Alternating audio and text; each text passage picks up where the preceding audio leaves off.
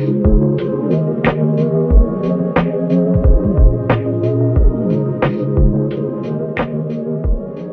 right, welcome back to the Parkour UK podcast. This is the craziest one we've done by far. We've got 8 people on the couch, myself included. 7 out of 8 members of the newly formed FemGaps London Parkour Super Team.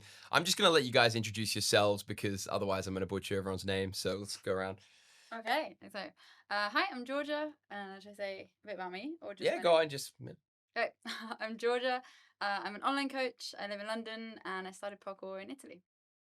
Hi, I'm Tanmaya, and I've been doing parkour for the last 5 years, and I'm a coach and a manager. Hi, I'm Shannon. I've also been doing parkour for about 5 years, and I'm training for stunts. Hi, I'm Adelina. I'm training parkour science 5 years ago, and I'm from Spain. And here, and by the way, sorry to interrupt. I'm also Georgia, which makes everything nice and complicated. I've been doing parkour for about a year and a half, but I also do stunts. Hello, my name is Isabel, aka Nige. I started parkour about 12 years ago, but I've been training for around 5, training seriously for about 5 years. And I voice act, and also do stunts. Very cool. My name is Shannon. I've been doing parkour for probably a year and a half, 2, between that time. And I'm a motion designer and an illustrator. All right, cool. Yeah, so we actually, just before they came in, the Georges had a fight to see who was the best Georgia. So we got stitches in the meantime. So the black guy is for a good cause. No, it was actually a stunt job, correct? Yeah, well, I was at stunt camp with Nige in France. And yeah, just one of the last days I got hit in the face with a sword. Oh, great. Is that what, Campus Universitat? Yeah. I've seen people do that. That looks sick. It is so good. That was so good. So, yeah, what's the FemGaps origin story? How did it all come together? So, basically, me and my partner David Witchell, that some probably know of, we just sat at a pub about a year ago, and then we started just chatting about training in London. And recently, he brought it up. He was like, there's quite a few women in London now training, and I was like, I know, right? And everyone's really leveling up. Like everyone started really training quite hard and getting better, like good progression. So we just started like talking about it of wouldn't it be sick if there was a group of women in London? And then we just started talking amongst ourselves and I shared the idea, and like all of you guys were on it and liked the idea. We didn't really know what it was going to be, but mainly just a group of women training, making videos, kind of, yeah. When did you launch? Like, pretty recent, right? It was a year ago. Yeah. Pretty much a year ago. Yeah. About August we were talking about it. Yeah, I think last August. Yeah. Last August we were talking about it, and we started like to come up with the name. Yeah. And to have the first conversations and the first meetings. Yeah. Yeah. So 1 year. But you dropped the badass headshots more recently. Yeah. Finally, yeah. It's that so was fun. cool. It's so fun. For me, I remember you guys existed, but for me that felt like a launch as well. Yeah. I was like, oh, okay. That's good. It was kind of a launch. It was a launch of who we are, because we wanted to make that clear. Yeah. We all know who we are. Yeah. But I think we started to realize people outside of London were like becoming aware of FemGaps. And then if you don't live in London, you don't train in London, you don't know all of us. Yeah. So I think we wanted people to know who we were. Yeah. Yeah, So very good. And so what's the response been like so far? Because a few of your posts have like popped off already. Yeah. Yeah. It's been really good, like really good. David, my partner, just told me the other day that he usually hosts a lot of people in London, and a lot of girls and women that he's hosted or just hung out and trained with, they have gone to the FemGaps like Instagram page or like our YouTube video to like check for spots to train at in London, and like people have just gone really really excited for this thing, because it's kind of unusual that there's like a group of women putting out videos quite often. And yeah. So is that the goal right now, is to do regular like YouTube videos or? Yeah, so we're making, we've done one YouTube video and now we're making another one. And we just want to keep our Instagram active as well, making like shorter form videos, and then also longer one as well. Yeah, you seem to be doing that quite well in terms of the like slight storytelling format in the shorter form, like having like a caption and having something a bit funny or something like that go on. Yeah, is that kind of the route you want to go down? Because like just sharing clips alone seems to not be the best way to like do the socials, right? Yeah. Like, I know, what ideas do like you guys have for content? Because you know, there's a lot of you, and that one of the spot thing was pretty funny. I thought, and Yeah. That So- was the most random video. Yeah, we didn't can't- plan. yeah. We definitely didn't plan that. No. But it's more just if someone says something funny, which is often every time we train, right? Yeah, Because yeah. we're all just like feeding off each other's energy. Yeah. If someone says something funny and it catches on, then that's like that would be funny as a Yeah, real. yeah. Like maybe other people would find it funny. That one definitely caught on a lot, but I feel like we've got some others locked Yeah, in somewhere. I know, Yeah, we've for sure. talked about this in meetings as well. Of like, there's not one route we want to go down. Yeah. Because there's like 8 of us, yeah, so there's a few different projects Yeah. in the planning. no, for sure. Yeah. And I mean, yeah, you can do that when Yeah. you got 8 people. Yeah, that posting question, if you haven't seen it, was like, how to describe it? You were asking for a spot for a jump, Yeah. and then everyone's just taking the piss out of you. Yeah. Kind of, yeah. So it was the first time that I was ever doing a Webster outside. And Okay. I was like, okay, I know I can do it, but maybe I just want someone standing there just in case I, for some reason, under rotate, which I never was going to do, which in the video, we have a conversation about it. You're Yeah, like, yeah, you're yeah. not going to under rotate, it's not going No. to happen. And then I asked for a spot and then, Yeah. If anything, you went over because you rolled out. You were like too. I don't know too if we much ever actually in the best posted the way. video of me doing the web stuff. I think it's just the Well, spot it's video. in Yeah, the Barbican video. Yeah. yeah, Yeah. that's true. But Yeah, So no. what do you guys think about this whole like women getting over spotted, or sometimes me asking for a spot more than men, or people giving unsolicited spots? Like, where's this where do you sort of stand on this topic of, as Tom Taylor coined it, the Spotcel, he likes to call it? yeah. Oh, wasn't that us taking the mick Yeah, out it of was. Yeah, It exactly, was, exactly. So I'm curious. Like, do you feel like it's fine to ask for a spot for most things, or do you feel like people unsolicitedly, that's not a word, but spot you? You know, like what is that experience for you? Because like for me, like no one ever will like offer to spot me unless I Yeah, really yeah. ask them, right? Yeah. You know? Yeah.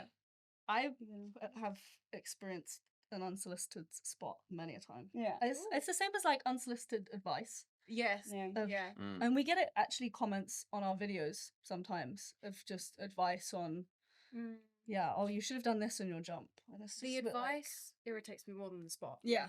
Yeah. For sure. Yeah. Yeah. The spot is Yeah. easy to just be like, no, it's Yeah. alright.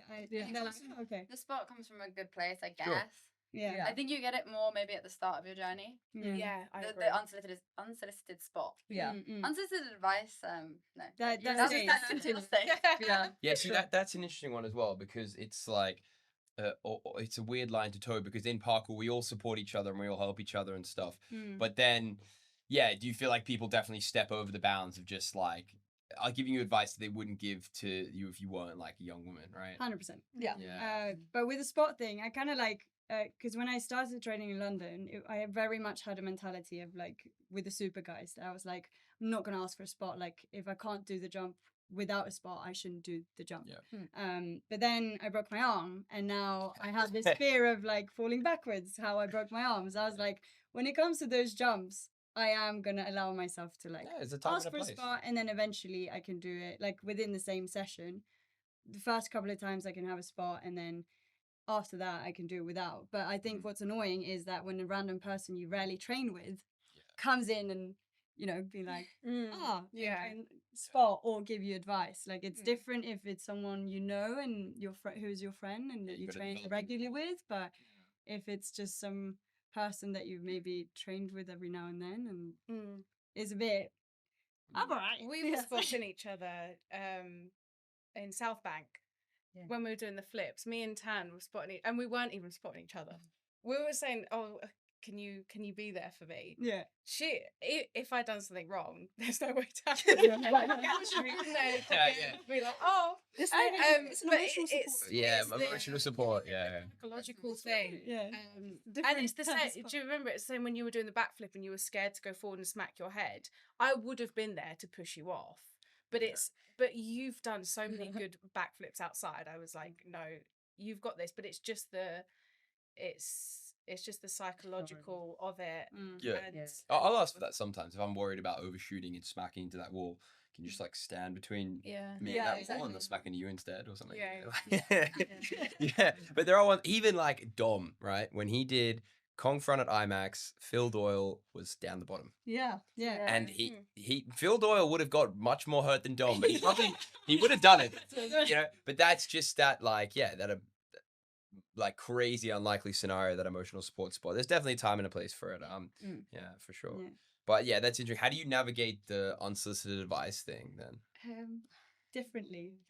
I think I normally get your help. Yeah, I used to be really afraid of conflict when I was younger, and now after living in London for a few years, now I'm like I'm happily the person to bite back if it gets too much. Yeah. Because there's been some moments where it's like you just wouldn't say that to a guy, and like even if it is sometimes advice and it comes from a good place, it's just the common sense of like how often do you train with this person? Are you close friends? Do you know their movement? Do you know their levels? Do you know their like abilities, or like how far they can jump, or like do you know all of these Because the things advice is about always them? predicated on that usually. Exactly. Like, good advice is always like, I know you can do it. Yeah. Usually, I guess what is annoying is that when a person comes, they just say what works for them. They're like, "Oh, you just need to run faster." It's like, yeah, bro, I get that, but there's a few things that's like that play part in it, and it's so clear when the advice, how different the advice is if it comes from a person that trains with you regularly, like a friend, or if it's someone you just meet every now and then, because it's like we all have people that is like, oh, these 4 or 5 people, if they give me advice, I'll trust it 100% because they know everything about my movement and they know everything about my level and strength and everything. But if it's just a person you train really with every other month, then it's like and then there's that thing of like, they might even think they're doing it from a good place, but at a certain point, fair enough to bite back slightly and point out like, look, you wouldn't be doing this if I was a guy. And then that might just be an eye-opening thing for them as well. They might be like you're right, like they may be like, whoa, like and then no, seriously, I'm sure that would happen for some guys who do it, and they're like, oh yeah, true, like and then maybe that's a a learning experience. I don't know. I remember when I first started out, actually talking about the unsolicited spot advice, I got it quite a lot when I first started out. And I got it quite a fair bit at supers because there was a large group of people, and I think they obviously knew that I was starting out and maybe I didn't know what I was doing. And I remember on the way back home, I was sitting with Ronnie, and Ronnie was like, I really had to hold my tongue because he was like, I just didn't like the fact that other people were telling you what, like, if you need help, I'm there. He was getting obviously just a bit like, I guess, protective, right? Or just like, you shouldn't listen to everyone, just stay in your lane and you're fine kind of thing. But I remember that being, he was like, you'll get that quite a lot, just so you know.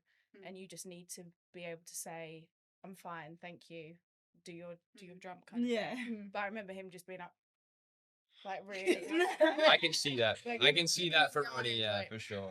Also, sometimes you ask for advice. I'm someone who asks for advice a lot, and usually I know what I need to do, but I want someone to just, that in that moment, if I'm scared of the jump or I'm finding it really hard to actually finish yesterday I was doing a vault and finding it hard to finish the movement, then I just like having someone in my ear being like, yeah, do this, do that. So then I went. It's reassurance, really. Yeah. I really work on that. Also kind of funny, but recently I've realised that we are also a bit tainted by the constant unsolicited advice. We were training recently, a group of us plus someone who's outside of FemGaps, Saskia, who's in stunts, and she hadn't done parkour for a while. Do you remember this? Yeah. She hadn't done parkour for a while, and we were all stood on a wall looking at a pre. It was medium-sized pre, decent distance, but we could all do it. 2 blokes walk past, look at us, smile, and go, yeah, go on, you can do it. And me and most of us there just turn our head and go, yeah, we know. Scared. No, they just like walk off. And then Saskia, who doesn't train parkour and doesn't like, she As does, often. but She she used hasn't to, in a yeah. while. She's She's just like- like, we all did the jump, and then she went like, yeah, we could have just said like, thanks. Yeah. I mean, like, that was quite nice. I mean, like, Just fully Yeah. Maybe it was, but we're sick of it. We're sick of this shit. Like, we totally should have just been like, oh yeah, thanks. But like, because you get so much of this kind of like Yeah. undermining you all the time, you kind of feel like you have to stand up for yourself. Sure. Can I ask a question? Hmm. Has anyone had where a guy has snaked you for a jump? Like not well, maybe that's not the right term. yeah. But you know when yeah, like 100%. you're like in you know lockdown. Has a guy just been like, oh look, it's just like this? and Yeah. done it? Oh yeah. Really? Oh, not snake you mean like done your jump? Yes. Yeah. Just be Yeah, like, oh, it's it's this. different, yeah, okay. It's this easy. Yeah, it's oh look, just do it like this. I mean, Yeah. yeah, that happened to me usually with Jordan as well because like, just jump. I mean, it's so Yeah. Yeah, it's not far. It's not difficult. boyfriends. I know. Yeah. Boyfriends don't count. Okay. Domestic. Probably yeah, but I think yeah. because I'm scared of everything mostly all the time. So You do it I mean, anyway. Yeah. yeah, but I'm doing anyways. But yeah, sometimes even I'm asking somebody from guys usually because I can see it and it looks so easy. So I'm asking like, can you do this jump because it looks so Yeah. easy, but I can't do it by myself. Yeah. So but yeah, it's because I ask mostly. of Yeah. Yeah. No, usually for me, if Ronnie can do it 1 foot, I know I can do it. That's the the kind of the how big Shannon the is jump like- But Yeah. it doesn't help, surely, if some random guy just does it, or like a really because the way I can appreciate this myself is if Orlando does a jump, I'm less confident that I can do it. Like I'm more confident that I can just do it if it's just there, and if he does it, I'm like, oh well, he wanted to do it, so you know. Fair. I can see. Yeah. I'm just thinking, but maybe I'm forgetting like scenarios of it. But I feel like most moments where that has happened is also some sketchy person doing it. It's not like it's not someone that's super controlled that would just be like, just do it like this. They're like, that gives some advice, and then they might do it, and then that's helpful, and that can be helpful. Yeah. But usually, if it's someone just comes in, just do it like this, it's like Yeah. I wouldn't.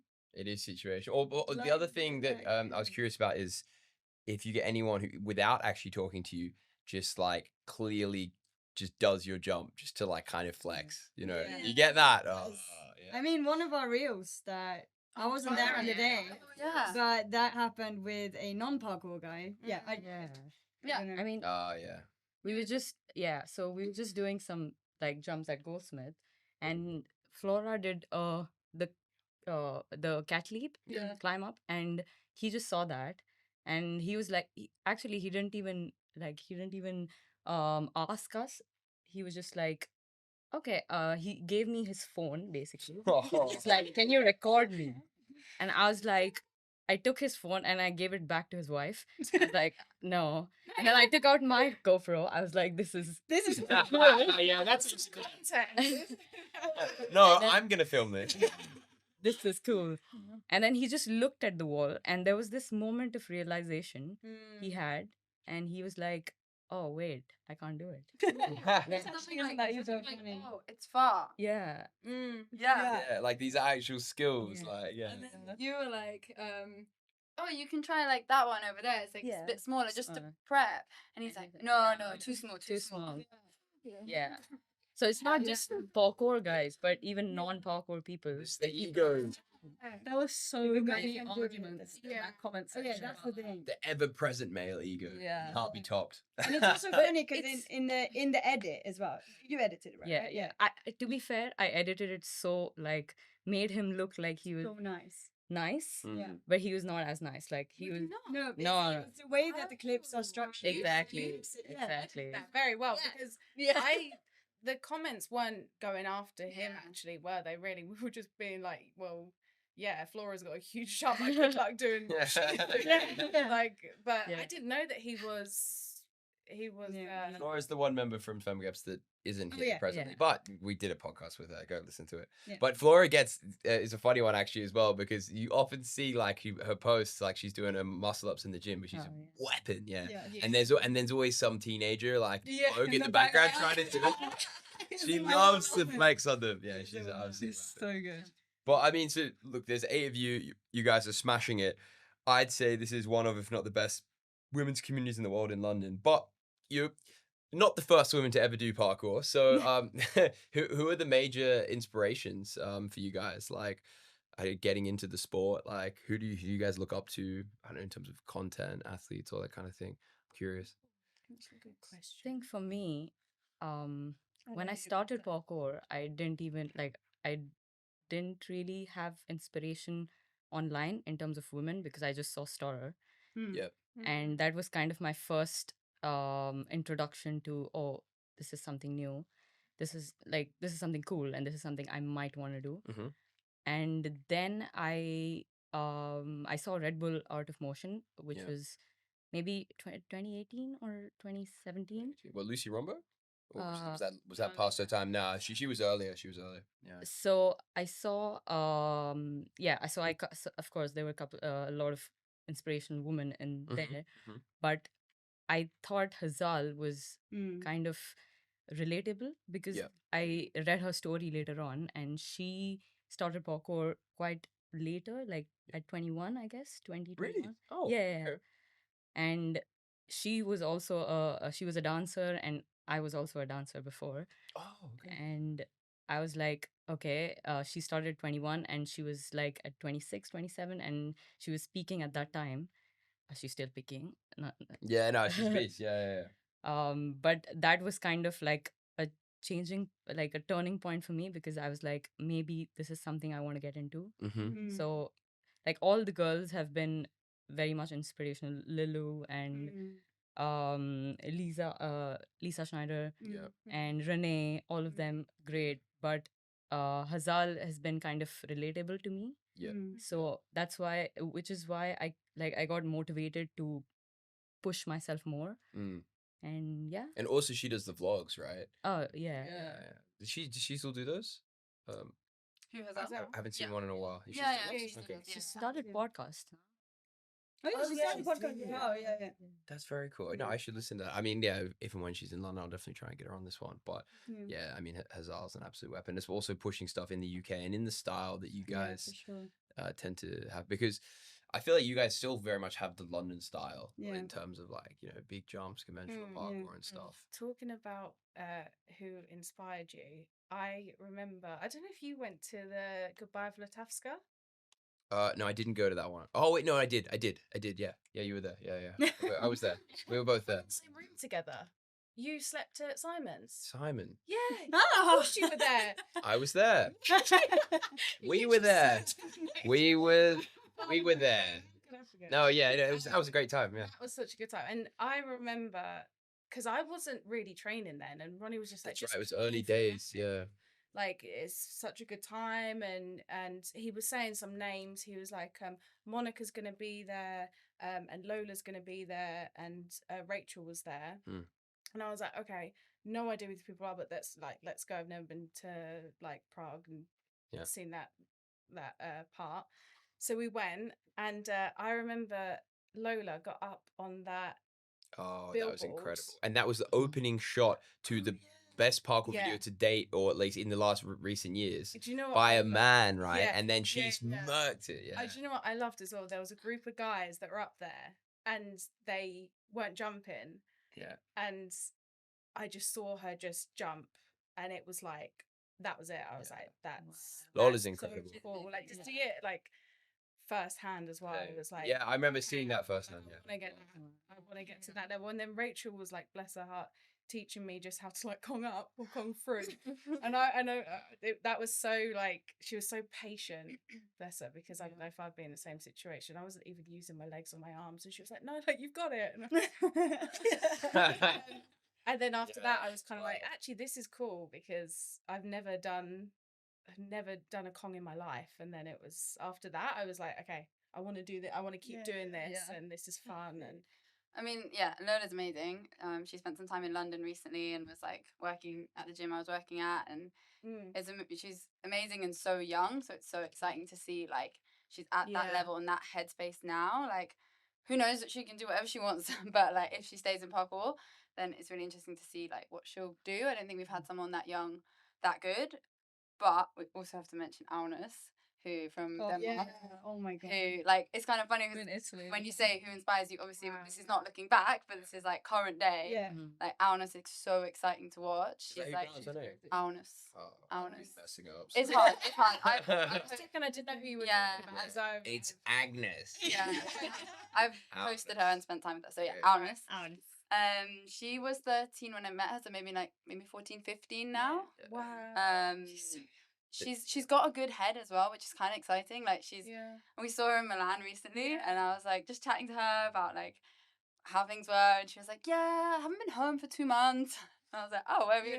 Well, last weekend I was at this jam, and the weekend before I was at this jam, and now I'm going to Oslo, and then I'm doing keeper, and just like, but quite calm, and I don't see her being strongly influenced. I mean, I'm sure to some degree everyone gets influenced, but like she seems to have quite a good head on her and is just focused on training. I just remember she was so small as well. I'd never seen Yeah. her in real life, and then you said you like introduced me, and I was like, oh wow, she's a child. Like She is, and her jump is like.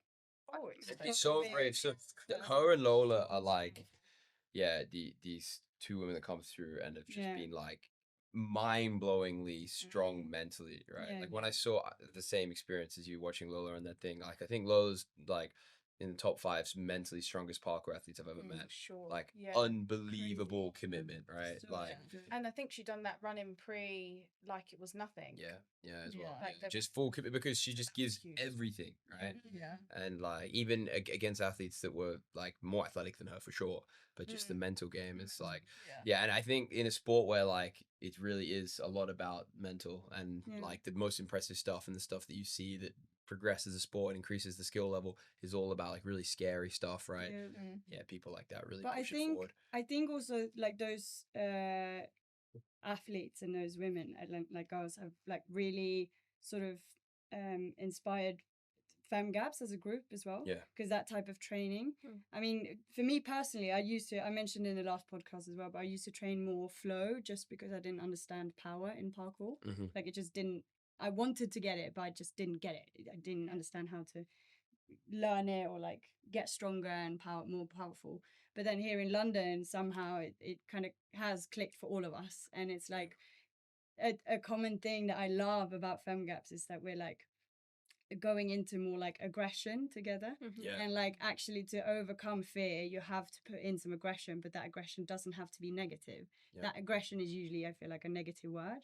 But I for me at least, and I feel it as well when I see you guys train as well, like when you're like I'm gonna send this now, you like something switch and you see it in the person and then you just start running or something, and it's just so it's so nice. And I feel that in like Lola, Aunus, Hazal, like Lilu, and so many others. That's awesome to hear. So because it's hard to start training like that when no one does train like that. So you know the impressive women in parkour were ex-gymnasts for a while, right, back in the day. Exactly, they were awesome, but no one was pushing like the gaps and that aggression that you talk about it. And I mean that's how I train. I resonate with that. You know, like when we're out at a session, I joke like you need more hate. You know, I tell people when they're doing a jump, but that's what I mean, right? You need a little bit of that, like just when you go, right? So that's so cool that you guys are tapping into that. It's so fun and it makes huge difference. So it's quite a lot of ours are internal, but George's is external. You all have different processes, to be fair. Notice that. Sure, but it's funny because we know everyone's process. We also started to learn everyone's rituals before they said no. And I was like, so good. Tans is 3, 2, 3, 3, 2, 3, 2, 2. She never gets to 1. Just 3, 2. 1 is dull. Because 1, you're too focused to count. You're like, you just back on. That's brilliant. What is the best training environment for you guys to progress in? Like in terms of like, do you want to be training just yourselves or just one or two of you or on your own or with like XXL or a group of guys? Like, where do you find you get your best work done? In this group. Yeah. Literally. Yeah. Because That's the right answer. Yeah. You're out. Done. That's my answer. So I feel like Super is a great place. Like that's where I have progressed the most. But training with these people, I feel like we can bounce off each other's energies. And because like if David or Zach does some jump, I don't get enough information. Like I get no information. But if like Nige or Georgia or Shannon or any one of us does a jump, then it's like, okay, maybe this is possible. Yeah. And we kind of know each other's powers. Yeah. So like, for example, if Flora does, like usually Flora sets a jump in my head, she's setting a jump and we're like, okay, maybe it'll take time for me to reach that jump, but maybe it's possible. Yeah. But seeing like David do it or Zach do it, it's just like, no, I don't know if I can get there. Yeah, there's two. Yeah, you just don't know like how to bridge that gap. Yeah. Whatever Flora can pre, we know we can run in pre. That's what I've got the biggest standard pre. As soon as she does it, I'm like, okay, it's a run. That's a running pre for me. There's no reason to not send it now. Yeah. And even we know the mental game of each other. Yeah. Like I feel like Nige and me have really similar jumps, but she's more mentally she's better and she sends stuff faster. Even yesterday's jump, the running pre. But it's funny, like I also have to say, but Tan's stronger. So it's like if I like sometimes you do something and I'm like, okay, I think I can do it, but I guess like lately I've been more sendy, but then I know that you for sure can do it because that's a great dynamic. You're stronger than me. It's a great dynamic, especially for you to like to know that even though you're scared, like physically, if she's done it, you can probably do it. Like I have people like that. If I train with someone like I don't know, like Klaus, right? Like he's mentally top tier. He can do massive jumps, and often he'll send things I can't send. But I am stronger than him, so like I know I can make it. So it's good for the mind, like with that assurance, right? If you can beat the barrier, you will get it. Definitely helps. Do you feel like you've like leveled each other up a lot? Like oh, for sure. Because Tan's sorry. I was gonna say quickly, Tan, your mental game this year has been like, no, seriously. I've noticed that as well. It's been like I can see so much improvement in your mental game this year because you'll just something will switch in you and then you'll just send it. Like no matter if you bounce it or if you don't, your mental game has really switched on this year. So yeah, I mean, this 1 year has been like crazy. Like I don't know what has changed. Maybe it's just training outdoors, training with these people, training at Super, seeing more women train. But this year has been like crazy. Like I don't know what has happened. Like I sent things and like for example yesterday I did the pre-down, the yard pre-down, which was so difficult for me like a year ago, and yesterday I did it and I was like, okay, this is easy. It's good progress. And it's I had a bit of a moment. You sent me a message straight afterwards, and I was like, "Oh, that's so cute." It's nice to have those barometers at those local spots you train, you know, where you really conquer things and you're like, this is easy. And then you can start looking at those things that you thought were just not possible for you back in, you know, like on the podcast with Flora, we had a great chat about her hitting the big running jump at yard, you know what I mean? This was like, that was like some big goal, you know what I mean? Yeah. So yeah, that's super cool because I think it's harder to tick off things at your local spots because you build them up and then it's hard to put them back down again. So that's really cool to see that progress for sure. My experience has been really different, and it's really interesting listening to you say that because I was just listening to Tan say it, and I was like, I get it. Like I totally get that feeling. But I think I had it because I've been training a long time. Like maybe 13 years now, I don't know, but like a long time. And I think maybe it was like 2019 that I made a decision to like train parkour and like this is something I'm going to do forever. And so then I improved a lot at that time. And when I first moved to London and moved back to London and started training with Super when I met you, Nige, I had a year where I massively improved and where like every Super session was like affirming what I could do. And I remember like breaking the big arm jump in archway, or like there was a big splat in archway. And, like every session I was progressing, and it felt amazing. So maybe I'm relating to that time in my life, like me. Whereas now, I'm a little bit older than, not much, but I'm a little bit older. Been training for a long time and have like very different demands on my life right now. Like training doesn't take up, I am a coach, but that I spend a lot of time in my business and not training. And so then when I get to training, I'm quite tired and I don't know, I feel older. And so actually I'm using all of them as like, most of the time I'm like, I can't swear, so like most of the time I'm like, can I keep up? And I really feel it. I'm like, oh, like I want to keep up, but I'm not sure if I can keep up. And then the mindset shift that I'm trying to have is like, try, like why not, like because then that's sick if you can keep up, like sweet, that's fun. But I definitely feel a bit like, both from like fatigue and tiredness and, you know, having more demands in my life, but also maybe physically, although like I am trying to like keep my body like in really good shape. So I think it is, I think it's more just like there's other things pulling my energy, and then I get training and I'm like, let's go. But it feels hard. It can also come at any time. Like I've seen people train at like a pretty casual level for like 10 years and then suddenly become like world class because the mental's on. You know, that sort of happened to this guy, Cyril, in Holland. And I've met him at a few parkour events, a lovely guy. He's doing a pretty like moderate level of the sport. And then suddenly he's doing crazy flip priest rails because he just like locked in the mindset. And you have like, so you might be really on for a few months and then you'd be like, feel a bit down and then get back up into your mental set. So I think, you're definitely very, very physically strong shape.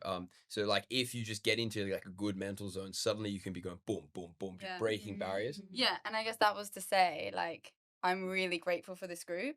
Because I think it would have been even harder to keep going instead of being surrounded by them and watching them break stuff. I'm like, I'm excited and it's pushing me. It's definitely pushing me. And yeah, I think there'll be a time where I'm like, okay, business is sorted now. Now let's go. You bring up a really good point, which is like, because you're all like young adults now essentially, and how adult life pulls on you in different ways. Like I'm going on tour tomorrow, which is usually the most demanding thing with my Schlappen friends and for every year, right? Where we have to go as hard as we can. But I actually haven't trained that much in the last few weeks. So I'm a bit worried about it. As long as I do, but because I've been working and this and that. So I'm wondering how has it affected you guys having all these different things pulling at you, and how big of a priority are you all still making parkour, you know what I mean? Because it's tough, like in this, what we're all like, you know, like 20s sort of, it's a tough balance to strike. It's different for everyone, but I think it was a bit weird for me because I started parkour because I wanted to do stunts, which is like the opposite way around to I feel like a lot of people do. So weirdly, I met Lola very early into doing parkour. Didn't know who she was, but we both wanted to get into stunts. So we started training stunts together, and then I found out how good she was at parkour. One of the best in the world. Yeah. I was like, oh, wait a minute. Yeah, that's always fun. I was like training at Beckton and doing stunts with her. And I was like, hey, oh, I really? don't recognize you. But yeah, I think it's meant that stunts has always been like a priority for me. But I started doing parkour because I wanted to do it for the stunt register. Yeah. And then I realized that I actually quite liked it, and I didn't want to just tick off the things that I needed to do and then move on. So for me, it goes like stunts then parkour, but like very close to each other now. And especially like training with these guys, I know that I want to put in as much effort as everybody else is. And because I know that like the progression will be amazing for all of us. But yeah, it's weird, having like other things in life, and especially like being an athlete, but not in a mainstream sport where like, I don't know, if you're playing football to this kind of standard, it would be very easy to make it like your priority in life. But if you can like make your money from it, funding and sponsorships and stuff from it. But yeah, I think we're all. But most sports are like that. Like you know, you got your footballs and things where if you're at a top level, you make good money. But most sports are actually like, even if you're sort of quite elite, quite top level, you need to dedicate a lot of your time to it, and you can't really work like full time as an athlete, and even in like athletics and say, unless you're like top 10 in the world, right? Like there are a lot of sports like that. So like, do any of you guys work full time? Because it's not really feasible to train and do it like. I did when I train full time. I did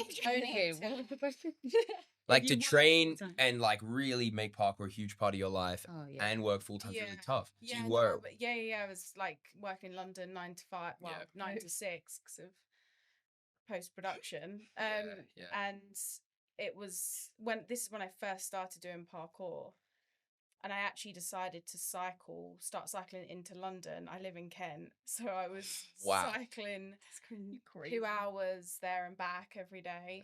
That's insane. And then I noticed that my parkour was like, I feel like it just went like that straight away. Like I kind of got it, and I was like, right, okay.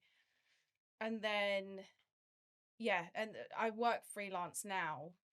But basically, look, my mum passed away last year, so I kind of like took a bit of a time off because of I think parkour is very like mental, and I think once you've had like such a big thing happen in your life, you don't realize how that links. Like me and Flora were talking about it, and I know like she struggled with it when her mum passed, and it's taken me a bit of a while to like get back into it because I think physically, you know, I've got it, and I'm probably stronger than I am last year, but it's mental, mental to kind of get back. But yeah, that was probably like where I peaked, so to speak, like when I was cycling every day.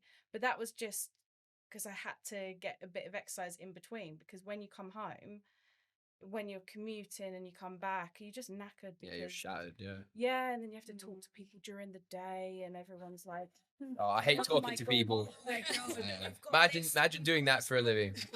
coming out like it's like some bloody movie, and it's like just Sainsbury's job. It's like, chill guys, come on. They're like, no, it is, we need to do this before. Like everything's so like intense. Then you come back and you're just like, I need to just not do anything. But so now I'm freelance, so I'm hoping Same. it's the way to go. Most of us in the room. Same. Most of us are. But I think on your point and looking around this room, I feel like we're all, like what you were saying is how it's hard to have a full-time job and train. And I think all of us have tried to find ways to scrape more time to train, whether that professionally by doing stunts or by having a job that allows it. That's what almost any athlete has to do. Like if you look at the Olympics, there are 11,000 athletes in the Olympics. There's probably only a couple hundred of them that are professionals, right? It's an amateur event, and the rest of them are all doing what you guys are doing, right? But I think there's also a thing of, I mean, since I started with parkour, there's, you know, everyone knows who trained parkour, there's this aspect of community. And I really, like, I felt that when I used to live in Sweden, but here, like moving to London and training in London and with the people here, like this is now, you know, my chosen family. Like the community is now a big part of my life. So I feel like I just want to all the time try to, like, I'm also lucky to be doing more like, you know, acting and freelancing, basically voice acting, but then also stunts, so I can incorporate that into parkour, like you guys as well that do stunts.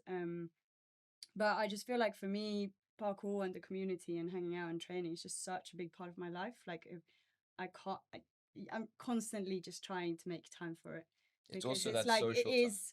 time. It's like, both the social and training time. It's not like training, work, social. Exactly. It's like the thing, and I get so much from it. I feel like I can give so much to it, and you know, I used to feel that lifestyle, as in like, oh, what do you call it? Yeah, lifestyle is a cheesy word for it, but it really is. It's a lifestyle sport. It is. It doesn't have to be done that way, but it is for anyone who's really serious with it. That is so amazing. So I just feel like that's most of us.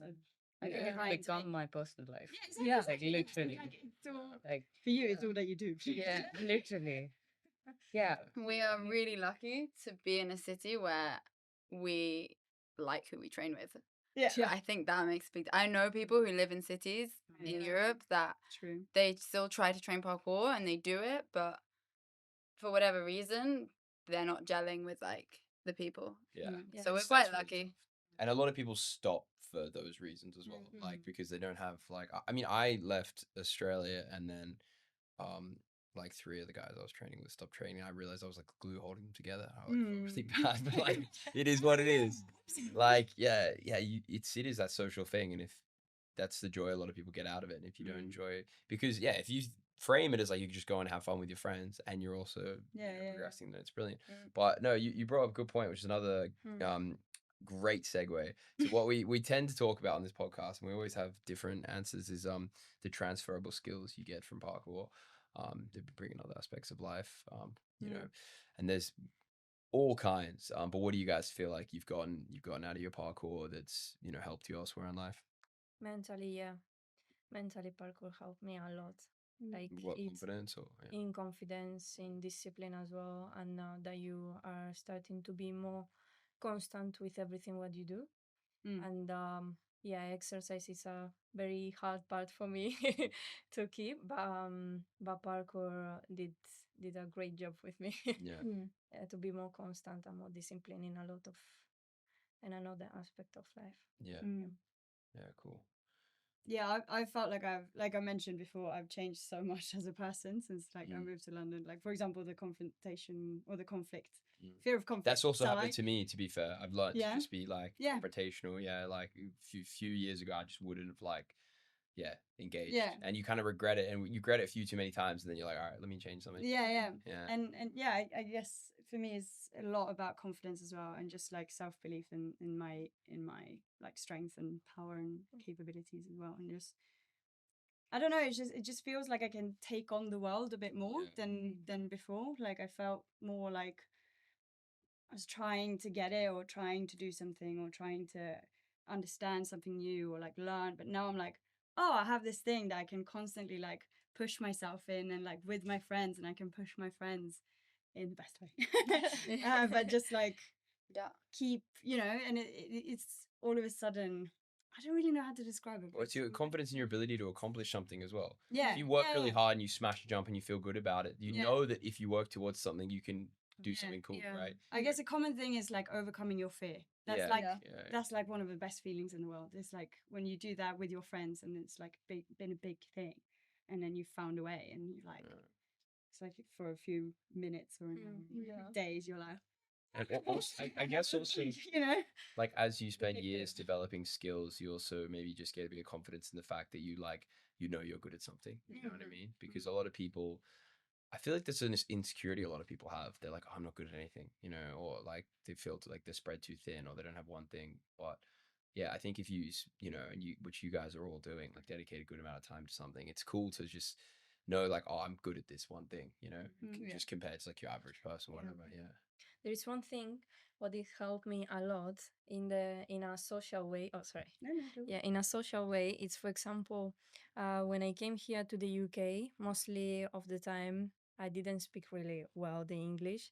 So when I I tried to explain myself or speak with somebody or something like that, I always remember myself like doing a jump or something like that, and it's like, oh, if I can do this and I can just jump one wall to the other, I can go there and speak with that person and be brave with that. Seriously, yeah. Yeah, it I've had helps that a as lot well. because I feel like it's usually as I'm always working, and as we were telling before, I'm always being a full-time worker.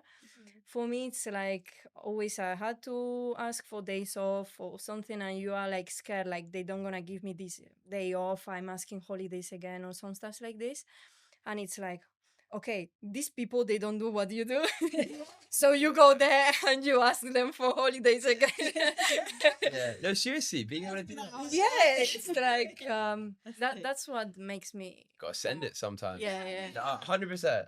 I mean, yeah, I remember when I went on my first date with my girlfriend, been with for a few months now, and I was like trying to line up to lean in for the kiss, and I was so scared. And in my head, I was like 3, 2, 1, send. I counted myself down in my head, and I sent it. You know, it was seriously, it was so funny. I was like, come on, this isn't that bad. Like compared to the stuff that we do, like, come on, it's not that. It can't be that hard. 3, Yeah. 3, No, but you can just like it's not inherently you just get generally more confident in everything, but you can remind yourself like, oh no, I can actually do stuff that's scary, and then you can just put it over. I just thought it was a funny example. Yeah. You have to still want to. You have to still be like actually want to use it in that way. Yeah. It just happen. Yeah, it's not like inherently. No, intentional. That's the word. You need the intention. Yeah. It has to be intentional. I mean, parkour's definitely made me more comfortable with social interaction with strangers. Yes, that's a big one.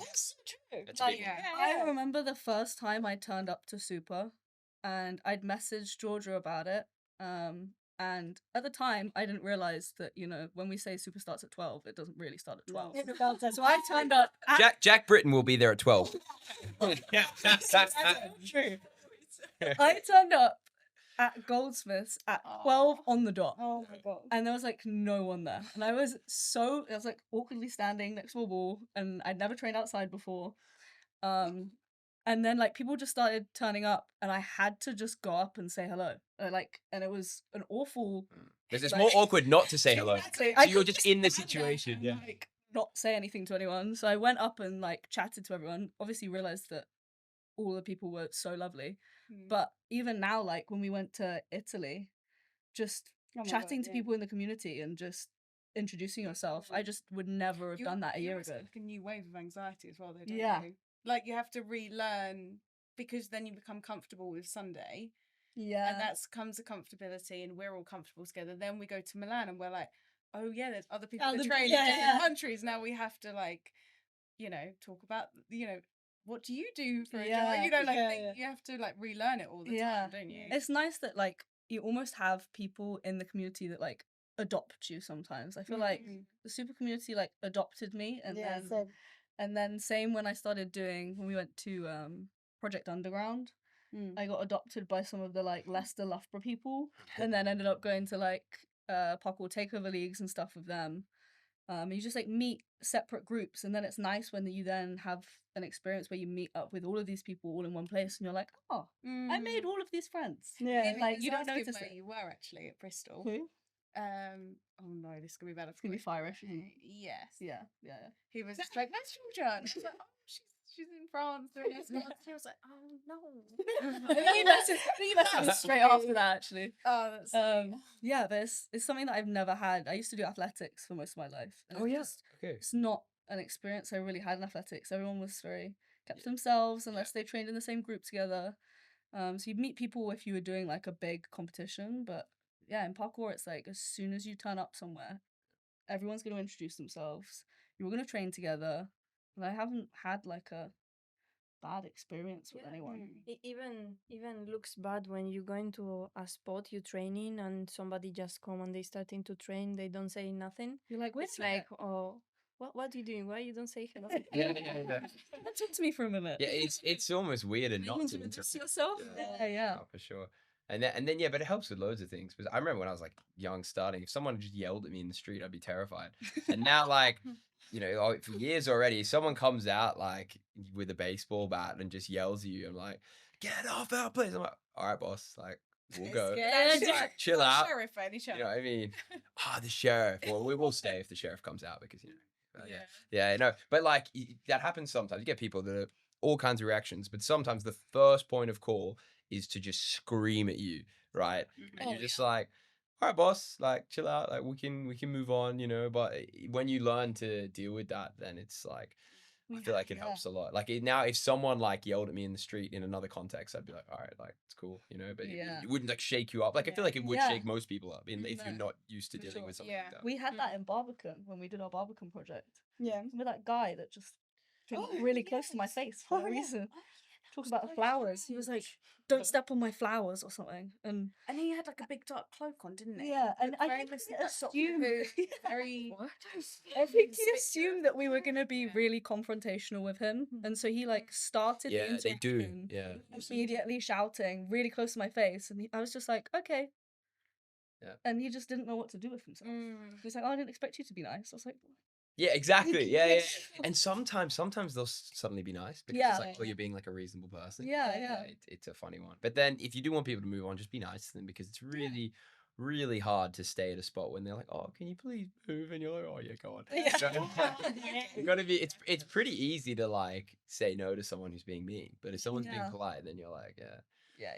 But yeah, I would have hated that a couple of years ago. I would have been like, I'm really sorry. No, it's a big one. It's like, wait, I have to finish this. Yeah, now I'm like, okay, no worries. Just maybe don't come so close to my face next time. Yeah.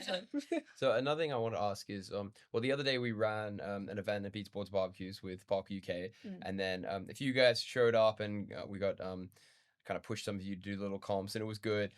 But where do you guys see yourselves in terms of competition? Like, are any of you interested in competing, or because you seem more like street athletes? But I'm curious on your views on competition. I've been doing competitions in Spain, Uh-huh. like speed competitions. Is Yeah. that what you mean? Yeah. Any competition. Yeah. Yeah, in Spain I was doing speed competitions in that moment, but it was like a huge like startup. Yeah. But when I moved here, I stopped like doing the competitions. But I think it's one of the things what I have like in my mind that Yeah, that you'd like to try. I yeah. should still doing them. As I've been injured, lastly, I wasn't that in that much of speed or stuff like this because freestyle, I'm not a freestyle Yeah. like person. I like to jump and run. So, but Same. probably in my side, I would try again. Probably. Yeah. There is a lot of level now. If you compare with when I started, now there Oh, are the standard's yeah, so yeah, high. yeah. Yeah. So, No, but definitely some in aspirations. Spain, like in Spain. No, of I know, course. so- Yeah. I mean, here as well. Jesus. Yeah, no. Well, you've got Martita in Spain, right? Yeah. She's crazy. unbelievable. She's She's crazy. so strong. Crazy. Like her legs are so powerful, and she's also like mentally really strong. Yeah, so don't compete against her. Like, Oh, it's annoying because when I was living in Spain, it was super difficult to find. I mean, I always trained with men's, but it was really hard to find women's to train. yeah. And now I left, Is and that- it's like in 3 years, I can see a big amount of women with a lot of good level, and it's crazy. Did And you it's get like, to train with her? say Did you again? not get to train with her? No, never. I never meet her like in person. I think never. It feels like she just came out of the woodwork. Yeah. It does. Like, It does. it's You get what I mean. yeah. Out this absolute powerhouse. Yeah. Just like Like star. Sometimes they train a lot, and the thing it's maybe they are shy to post that in Instagram, and once they post something Like, and it's whoa. something that probably they think that it's not that much, but maybe they just That happens. I remember Yeah. the first thing I ever saw from Gio was like a side rail pre, and some people do just do their work a little bit in silence and then come out and just attack it. Like, yeah. No, it's crazy to see. But on the women's side of things, it's always really exciting because there's just way less of you training. So when you get an incredibly high level woman just suddenly come onto the scene, it's like Yeah. sick. You know, the sport's really like pushing. You know. Yeah. But yeah, are any of you, the rest of you, like interested in competition at all? I love the takeovers. Yeah. I mean, those are my favorite ones of competition. That it's kind of like a sidetrack competition. I feel like Yeah. compared Yeah, to I the like usual it. ones. But for me personally, I haven't been interested in competing. I feel like I more enjoy just training with friends and pushing together. But recently, I think from like talking to you guys who are interested, some of you who are interested, I have been like, let me consider it maybe for later. But Yeah. for now, I feel like I want to just kind of build in more what do you call it, more sort of areas of Yeah, parkour become more and just become well-rounded. more, Yeah, I guess yeah. that. So more for my own sake and like with friends and stuff. Yeah. But then I feel like maybe eventually. I feel like you'd enjoy maybe a skill comp. Yeah. Like for sure. But I want to also just, regardless of whether you want to compete, how important do you feel like they are for the sport, for the growth of the sport? Yeah. Like, Yeah. I feel like you want to say something. Yeah, Swivel out over that. I think she's like, she has that, what do you say? The grit for competitions, like aggression for competitions. Because we did, Bristol, no, not but Bristol. even at the one I hosted the other day, like you really went for it. It was great. It was really cool to see, zoned in, like really going for it. Like, yeah. Yeah. And I feel like we did the takeover together. Where was it? Leicester. Yeah. So like she was the one who was actually pushing me because at the till the end we both were like, oh, we need to get this challenge done. Yeah. It was like 7 o'clock and both of us were We were doing like, it was like minutes. Yeah. Oh, really? And Down we to were the like, I could deadline. see you across the street, and you were like doing a rail pre, and I was Yeah. doing the splat to a tree, and kept like, oh my god, I got fast. So good. Yeah. But yeah, but it was I like the love best that dynamic. feeling, Yeah. Yeah. because we were both like very Yeah, competitive, yeah. but like wanting it for each other. Yeah, as well. yeah. It was very I cool. mean, I feel like if you would have like stopped or you would have just been like, okay, fine, we've done so many, it's fine, we'll just head back, I would be the same. But because I could see you do it, I was like, I need to Yeah. get I need to get this one. Yeah. Yeah. I think we're all very competitive, Yeah. but like in a good way. Like Yeah. we've all been here a while, and like even if it's a few years or many years, we've all been here a while, and we want to be here, and so we want to up our game. So that was a way to like up your game. Yeah, it was about winning the competition, but it's also like Tan's still training, so I'm gonna keep training. And I think we have that even on Sundays when we train. Yeah. Totally. You don't want to stop. But I think we'd all be doing takeovers if they were running. Yeah. Yeah. So I think we all would Yeah. be. 100%, we need to get them up and running again. They're a brilliant format. So is that your favorite like format of competition? I mean, Yeah. I feel like that's That's the how one we with train. Most... Yeah. That's how we It's train. just That's how we like train anyway. a bit more like prescribed. Like, okay, we have to go long and do all this. But yeah, it is just going and hitting the challenges. Outside. for sure. There's like less pressure than like your typical like skill comp, or like especially like second round or whatever, and you're just everybody's staring at you doing your. Yeah, there's a big I difference. can't. Like the first round is lots of people. You got an hour. Take your time. The second round is 5 minutes. Everyone's watching you. Yeah, I hate it. And then love it. I interrupted one by breaking my arm as well. Oh yeah. Everyone was in the zone doing their thing, great competition, and then I can still hear that scream. Oh no. I started hearing like stories from the side, like other people, and I was like, felt so bad afterwards for like. Oh, like, yeah. So bad for breaking my arm. No, that's good fun. Those stories are fun. Yeah. I remember like hearing the story of my friend who was in the ambulance thing with me when the woman snapped my ankle back into place, and I'm like, yeah. Like I did that to you. To be fair, like injuries is such a good topic in the to parkour be community. Like, Yeah. I've bonded with so many people from my arm. Like, Have you all had many injuries then? What injuries have people had to deal with? no, not yet. So you've had the big arm break, but Yeah. you weren't out for ages, 6-8 months. Like, it wasn't that long. Was it? No, it was 3 weeks. Yeah. Yeah, well, it wasn't even that long, right? Hairbrush. No, maybe less. Yeah. Holding the hairbrush doing I think I jumps. did a pre like 2. Oh, I started doing one-armed Kong like 2 weeks after. I was still in What? like, I've not been an injury. That's just like a bit of work. Like. Yeah. Like just a few loose bones. Yeah. No. But it's sick. It's sick, and it's sick. But obviously, it's great. It was your arm, so you can still jump. But like, it's still sick that you did. Yeah. Have any of the rest of you dealt with any like sort of major injuries or anything you feel like holds I'm you like back? scared. I had a couple of bad ankle sprains. Yeah. One at a takeover. First challenge at Bristol Takeover. Oh yeah. That's been Yours is saying about injuries sitting here with the black. Yeah, actually, yeah. So, that's not parkour related, but I think as soon as you guys saw it, you were like, "That's so cool." Yeah, no, Thanks, that's guys. great that you've got a black eye on the podcast. I was like, "Oh, by the way, times, damn It it." shows our brand a little bit. Yeah, come on. I mean, very good. because I broke my ankle training acrobatics. Okay. I broke my ankle in January, and then I came back to do parkour for a month in like April, and then broke my other ankle. Yes, I remember that.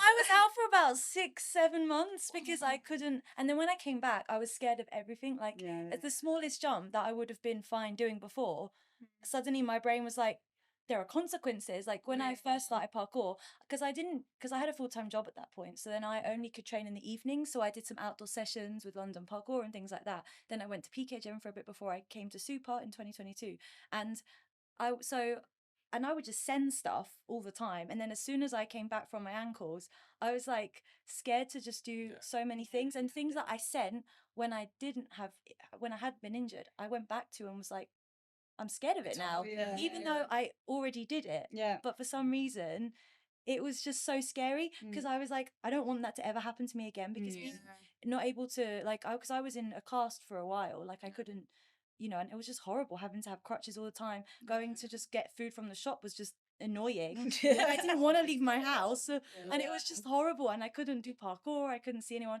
So it was just it kind of messed with my mental game quite a lot. When was this? 2022, I think. 2022. Yeah, Okay. I had because I started coming to Super in 2022 in the summer, so it was kind of before that. But then when I came, I was scared of everything. Like it just kind of messed with my head a lot. realizing that there are actual consequences. I thought, for all I know, I could get a really bad injury one day and be out of it forever. So then suddenly I was just more cautious, and it's hard, when you go from like irrational fear versus like, trying to beat that to like, oh, there are actual consequences. Like I had a similar thing with my broken ankle, and the thing I used to be the most confident in was just taking big drops, big hits, right? And then like since that, I've really struggled to get it back. And the last to try and get over it, I forced it a couple of times where I've done like big drops. Did one out in Taiwan. I knew I could make it. I was scared. I was like, cool, if I break my ankle, I break my ankle. That's what I had to say to myself to in order to do it. I was like, if it breaks, it breaks. And I just forced it. And I did it twice. It was a really heavy drop. I did it twice in a row just to sort of remember the feeling, to try and build the confidence back, because you're right, you build these walls up because it suddenly gets so scary, like, and it would suck for it to happen again. I think if I had another major injury like that put me out for a year, I'd be like really struggling. Like, it is a thing, like, for sure. Yeah, I think especially when you're in stunts, I can imagine that. Oh yeah. Because once you're out, you're not getting paid. Yeah, like, that's. I think I was talking about it when they were saying Georgia Monroe came back after years, and then she broke her Achilles or something. Yeah, she was saying that. Yeah, she and came then for a session at Oval. Yeah, that's why people tend to stop training when they do stunts. They stop training because it's your body on the line. That's why I don't want to do stunts, for at least not for a proper career, because I'll just get injured, man. And then they pay your medical bills for that injury, and then you're done. Like, what are you gonna do? Like, it's tough. It's good that you're not getting too many injuries then. No, I was actually speaking about this with some friends the other day. I think it's almost like mitigating risk. Like risk versus reward in parkour and what I want to get out of it. Like, I'm not gonna be jumping huge roof gaps, but I know, maybe some. But like couple, here and there, sprinkle, just for FemGaps. Yeah, only for you guys. But sometimes I'll see a challenge and I'll be like, if I get injured right now, like, would it have been worth it for like? And then I haven't had many occasions where I've had any issues, but there are times where I'm like, okay, this is the lane that I want to be in parkour. Hopefully it minimizes risk, but it's the same in like sport. Like, you'd be naive to think that you're gonna do a whole career of sport and you're never gonna get injured. Athletes in other sports get injured all the time. Exactly. My athletics coach, who used to run for GB in the Olympics, he'd blow out his hamstring every like year. You know what I mean, like, people get injured all the time. Gymnasts, their leg explode in comps all the time. So like, injuries are like. Shannon's like, oh god, like, you can't avoid injuries entirely. But then and that's an interesting point as well about like sometimes, especially with impacty stuff on concrete, is like, would it be worth it if I got injured on this? Sometimes the answer is yes. Like, well, I did the Sheffield running jump, and I did it twice, and both quite sketchy. And after that, my feet were so bruised I couldn't train for 2 months. Worth it. Straight up, I wanted to do that for years, so sometimes it's worth it. Yeah. Did you get a clip? Yeah. I was there on tour. That's when it's worth it. Imagine. That would not be worth it. No, I got photos, clips, the whole story. It was what it was. Went for it. But I mean, on that, like, what are the goals for you guys, in terms of any big projects you want to work on? Do you want to make regular vlogs? Do you want to run an event, team trips, any big challenges that you guys eyeing up? Like, what are the, I guess, to finish on, what are the goals for you guys? What we've discussed so far is kind of all of the things you've said. So our thing now is like, because FemGaps is fairly new. Like, it was like created and started a year ago, but we only really started making things like this year. And we're still, that's kind of how we want to keep it, I feel like, of just trying everything out and then seeing what we like and what we don't like, or what works and what doesn't work, or like how we can change things. But I feel like so far what we talked about are, for example, like, you guys can tune in, but YouTube videos, we want to make like kind of like in the sort of old school feeling. Like bag of and then save clips. Just shorter format for like Instagram, silly videos like that spot one. And then also vlogs. We were talking about vlogs, and then we want to do trips. And then we also have one that is on like in the, what do you call it, very pre-production, but like a narrative project.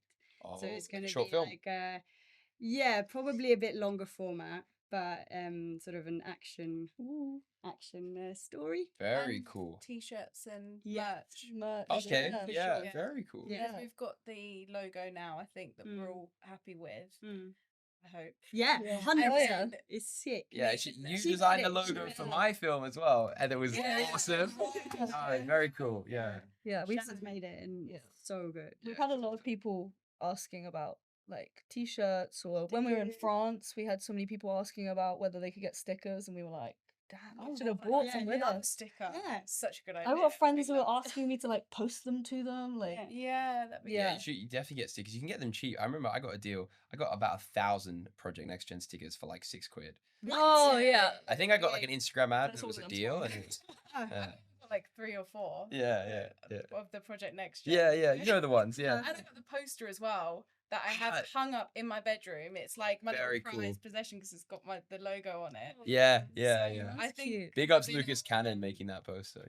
Yeah. having maybe posters and stuff of like shots of our jumps would be Yeah. If you get some quality photos, definitely. Yeah. And imagine like some young girls starting out parkour. Yeah. Had our poster. Poster on the wall. So Because we said, we've mentioned it as well, like we haven't created it now, but as in it would be sick if we could, like you mentioned, have an event as well. Yeah. So what would that look like? Yeah, What would an event look like for you I guys? mean, we haven't really discussed it, but What would be cool things to have in it? Because you have all kinds of things now. You've got like events to do the conventional comps. You've got like the yard style where you just do like, little 10 minutes here and there. Sometimes you've got events where you're doing photography exhibitions and stuff there, and you're showing films, and sometimes there's an after party. Sometimes like there's all kinds of things you can do. yeah. You can do a summer one with like somewhere where you can jump into the water as well. Like yeah. what kind of things would speak to you in terms of an event? Would you want to run a comp? Would you want to show art? Would you want just like a jam, barbecue in the park? I'm I curious. think like for one thing could be like just celebrating the female part of the community, like the parkour community, because I feel like I have usually just seen male athletes mainly, like also when I started parkour, like some of you have said, like it wasn't that common, but now now it is, but it would just be sick to also. I feel like already a few girls and women have reached out to us to our Instagram, like some have even asked how they can join FemGaps. Like, oh man, I love it. So cute. or like if they can come and train with us, Yeah, or like where can I find you? And it just feels like already we're more, because we're women, already we're more accessible, if that makes sense. You're for already kind of women to, role like, models as well. yeah, but like for women and girls who train parkour, that Trouble. and they feel more, what do you call it, have more confidence to like reaching out to us, and speaking and asking us things, or speaking to us and asking us like to train Than and just stuff. And asking a random guy in London or something. and I feel like it would be so sick to use that we already have, that we feel accessible, to have an event where more I feel like people you'd can get a join. lot of people to fly in if you organize it well. It would be really like cool. I think they get because you're the only women's team in the world, correct? I mean, I Are mean, you? it's a big I world, don't know. but Yeah, we I know don't of, know. like, I don't know if people in America are like in the Americas. yeah. There could be, but Could be. But I feel But like even it's smaller. Oh, there's Yeah, someone I that think follows we're talking us. about the same one. I think we're thinking about the same one. I think there's a group that follows us. Come together. Do you know where? Not with my concussion, we're not. Because I know, That's I know this one, Coming together with me. it's more of a community in Portugal, Okay. but it's not a really Yes, team. yes. yeah, I mean like a team. You make videos. You sort of. Oh, right, yeah. So not that I know. I don't know. Well, no, yeah. I'm pretty clued into the space, and I haven't seen anything. So Yeah. no, but that just puts you guys on a bit of a pedestal as like also being role models. People are gonna hit you guys up, and then if you did build an event, it'd be a great place to premiere like a big video. Yeah. So, Oh, that'd be so cool as well, like a video, like a cinema. Yeah. Oh, That'd be so good. Selfishly, I would want art to be there as well. I Oh, yeah, think I well, feel like we're Yeah. we're quite artistic, a lot of us, and I think that we could definitely come together and you make hoodies. Yeah. Yeah. that's right. We've got to use. We've got to things use that we- us yeah, and for sure. our creative abilities to put something together for sure. There's so many people in Parkour who are so creative as well. Like, it'd be a missed opportunity not to. And I want to see more events happen in London, right? Yeah. You've got the bank guys announced one. They're going to do actually 3 comps, and that's cool. Yeah. And then the XXL guys, but beyond that, occasionally Fat will do one. So, get involved. Bless us Yeah. with a big event. I'd love to see it, man. Yeah, we gotta think about that. Yeah, definitely. Sweet. Well, you've committed to it now. It's Yes. Awesome. Oh, anyway, thank you so much for jumping on, guys. That was absolutely awesome. And yeah, I hope a lot of people tune in, particularly young women interested in getting into the sport. And look forward to some good content from you guys, because there's a big expectation now. You've been on the Parkour UK podcast. Awesome. All right. Yeah. And if you guys want more content, or you want to know where, how to get into parkour, where your local clubs are, things like that, jump on our website, parkour.uk. Very clean URL for you. And get involved. Cheers. Yeah, also FemGaps Instagram and FemGaps YouTube. Yes. Very good. And Hell yeah. website coming. Yes. Very good. Very good. Yeah. Get involved on the FemGaps. It's just FemGaps, everything. Yeah. FemGaps. Yeah. Yes. No spaces, nothing. That's good. Keep it clean. Yes. All right. Awesome. Thanks, guys. Thank you. Cheers.